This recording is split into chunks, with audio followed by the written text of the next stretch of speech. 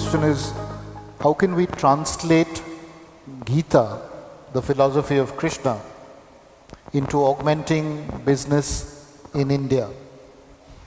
I have not read the Gita, so I really have not. I'm sorry, because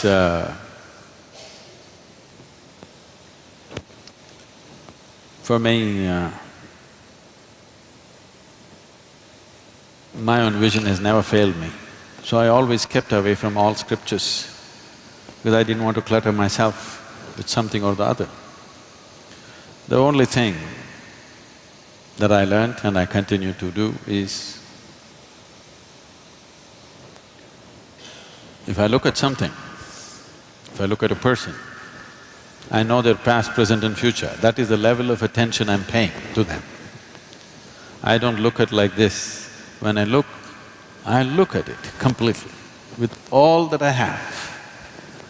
If you pay enough attention, there is nothing that will not yield.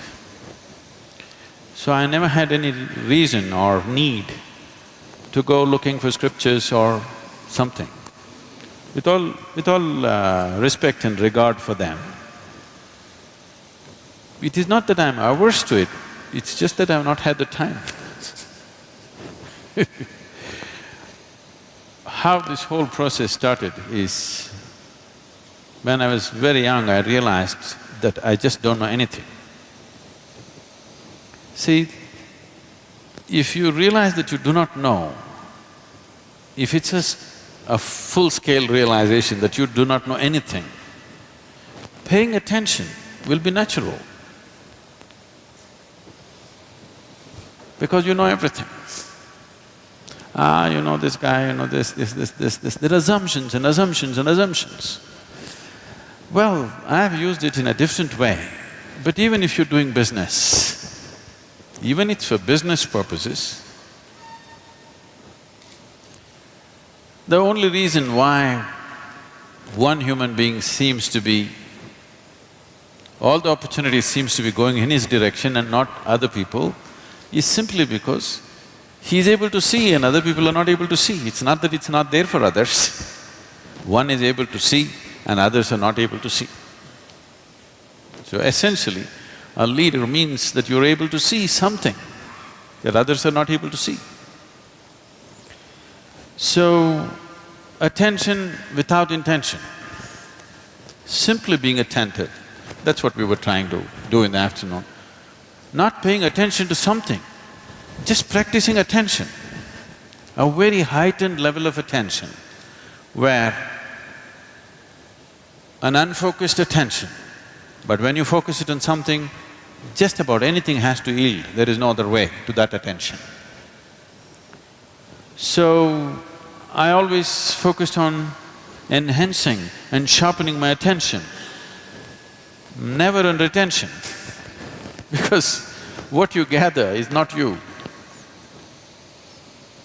Essentially, you know that you exist only because you have some sense of attention right now, isn't it? Suppose you fall asleep and you lose your attention, you do not even know that you exist. So the basis of your existence itself is attention. And this attention need not be mortgaged to anything. You just have to sharpen the attention. See, if you have a knife in your hands, there is no such thing that you have to cut only apples with this. If you have a sharp enough knife, you could cut anything that you want. But the important thing is the knife is sharp enough, so that your attention is keen enough, not for something or the other. If your attention has become very keen, if you wish to do a certain type of activity, you can successfully do it. I think I must say something about my own enterprises at one time. My enterprise started when I was 8 years of age.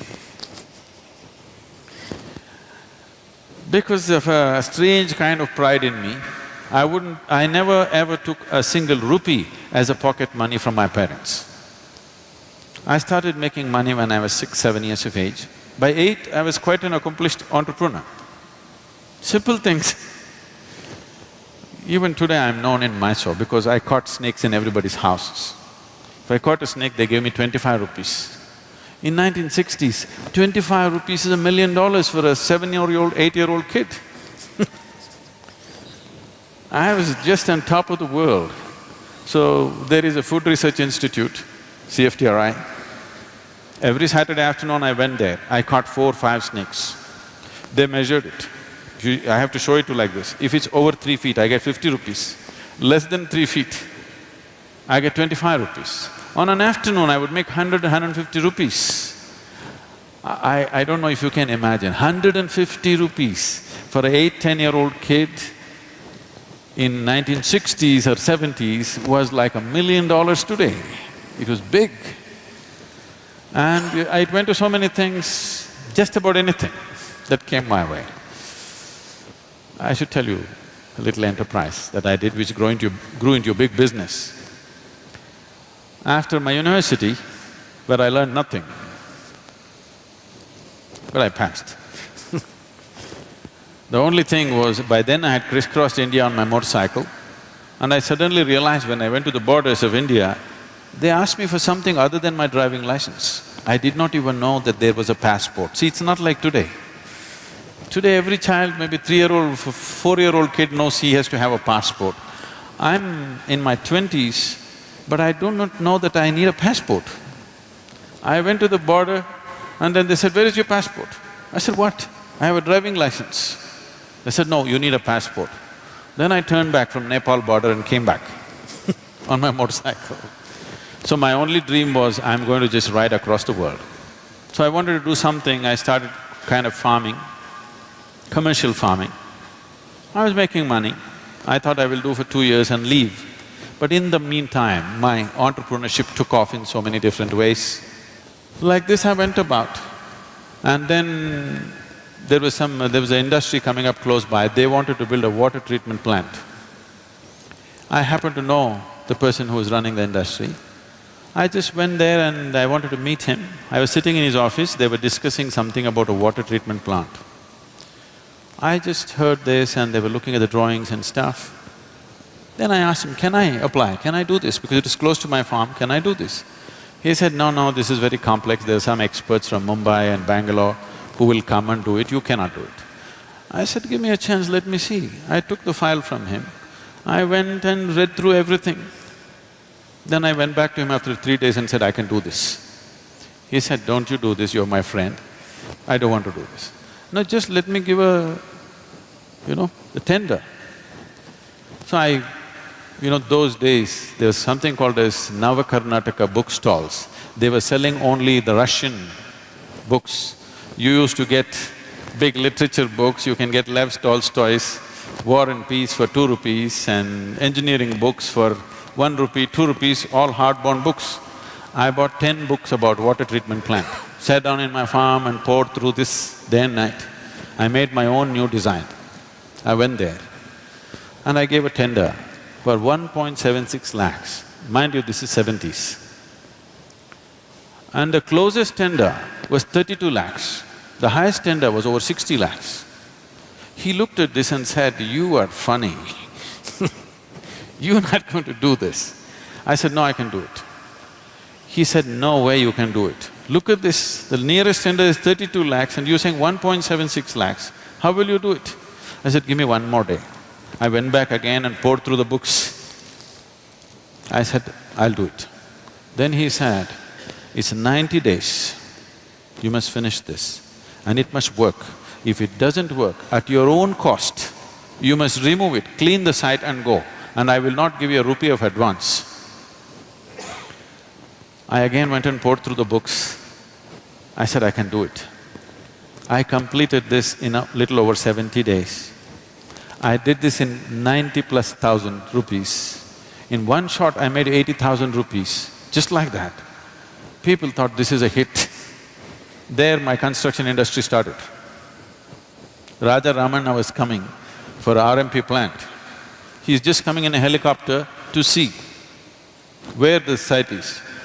There is no anybody there. I just went and met this engineer, he was breaking his head, "I don't know what to do, I have to mark the site." I said, "I've got pegs and white cloth.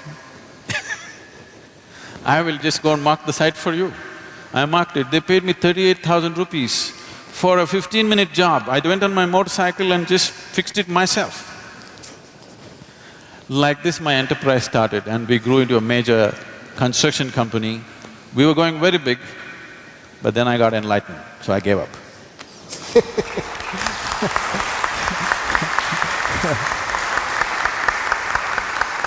Thank you Sadhguru for sharing that story. Thank you, Professor.